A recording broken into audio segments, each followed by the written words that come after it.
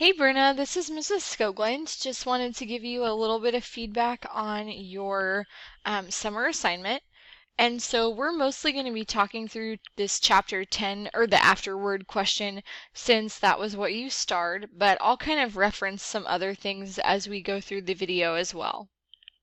So, the first thing I looked for in each of your paragraphs was a strong topic sentence, which we want to answer the question concisely and kind of preview what's to come in the paragraph.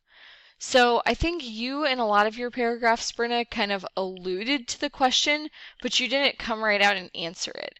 So like in this one, you say it gave you a new perspective, but I would have liked to have seen what your strongest and weakest themes were right off the bat. So just in the future, make sure you're really answering that question in the topic sentence. Next, I looked down at your last sentence, your concluding sentence, because again, we want that to kind of tie back to the question and let the reader know that, okay, the paragraph's over. I think you did an okay job with your concluding sentences. Like this one, you sort of mentioned what you are going to try and do this year. Again, though, I think maybe you could have tied it back a little more cleanly to the question, and I noticed that in some other paragraphs as well. So that would probably be a good opportunity for revision. All right, next I looked at your evidence. I thought for the most part, you did a pretty good job selecting evidence. Like I like these two quotes about meaning especially.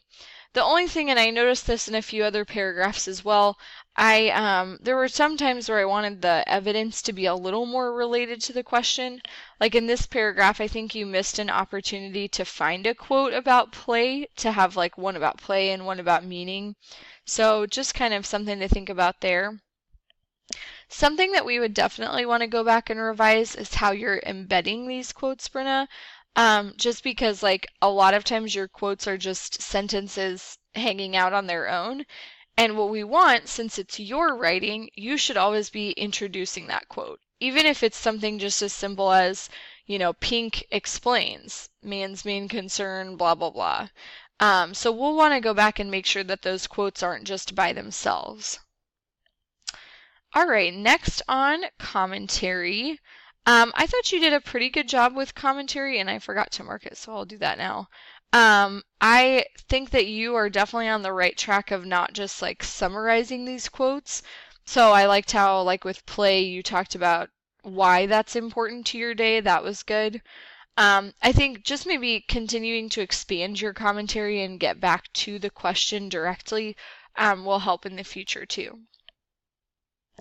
All right, lastly, I looked at your in-text citations, which just kind of have some inconsistencies. So like here you've cited Frankel instead of Pink, and even though Pink is quoting Frankel, the citation will be Pink. And then like down here, we're not going to have this period at the end of the quote. So kind of just some detail things to fix. And I thought for the most part, Brenna, that you had definitely like proofread, and I was trying to find something, but now I can't seem to find it. I just noticed though occasionally you'll have like a missing apostrophe or just kind of a small punctuation thing, so just wanted to kind of point that out. I thought you did a nice job on your R-directed activities too, and I liked reading about the objects that you had picked here. This was really interesting to me about headphones and how just like music is really important to you, so that was really neat to read about. Anyway, just wanted to give you some feedback.